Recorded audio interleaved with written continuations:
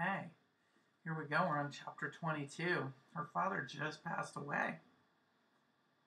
Father Barones came to the ranch 2 days later, and we buried Don Saturnino in our chapel beside his father and his beloved son. Vaqueros played sad music on their violas. It was a windless day with bright skies. Friends came from all around, but they did not stay after the big dinner at noonday. After they had gone, I went to see the gringo, who had not come to the funeral because he had not been invited. He was laying in bed, looking pale and forlorn. "It is time for me to go," he said. "I'm not very strong, but I can't lie around here forever." "I understand how you feel," I said, eager that he leave. "You can travel by ox cart or by horseback. I'll send vaqueros with you." "I ought to go tomorrow," the soldier said, "if the weather holds good. I'll see that everything is ready. I ought to leave early in the morning by horseback." I saw that everything was ready for the soldier at dawn, 2 good horses to ride and 3 vaqueros to look after him, and ample food for the 2-day journey. But when Diaz, the mayordomo, went to call him, he was not in bed. "He sleeps," the mayordomo reported. "Arouse him," I said. The mayordomo went off but came back in a few minutes. "He still sleeps," Mayordomo Diaz said. "Have you tried cold water?" I asked. "Is that your wish?" "It is my wish," I said, but as the mayordomo strode off toward the well to fill a bucket, I relented. Let him sleep for another hour. We waited an hour, for 2 hours, for 3.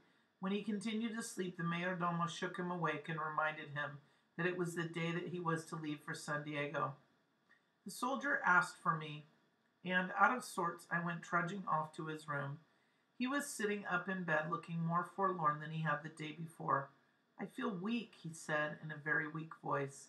"Then you do not wish to leave today?" "Perhaps tomorrow," he said. "I should feel better in a day or 2. But on the morrow the soldier was still not ready to go, nor on the following day. "Do you want me to send for the doctor?" I asked him. "That will not be necessary," he said. "I feel a little stronger every day." And he looked strong as he sat there in bed, his blue eyes clear and alert. It struck me suddenly that he had chosen to be an invalid, that he was playing a game to delay leaving the ranch as long as he possibly could. "If you are not better by tomorrow or the next day, I will send for the doctor," I told him. The thought of my calling the doctor brought a shadow over his face. "The doctor has a lot to do," he said. "I'd feel like an old woman asking him to make a long journey out here just to look out for me." I feel like an old woman too, because I am one.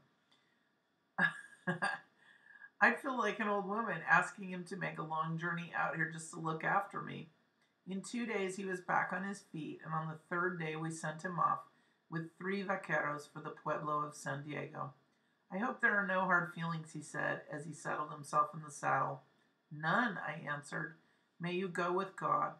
He blew me a sort of kiss, which embarrassed me in front of the vaqueros, and he said, "Hasta la vista," which means roughly in English words, "until we meet." This embarrassed me also, because I really did not wish to see him again. So much for that love.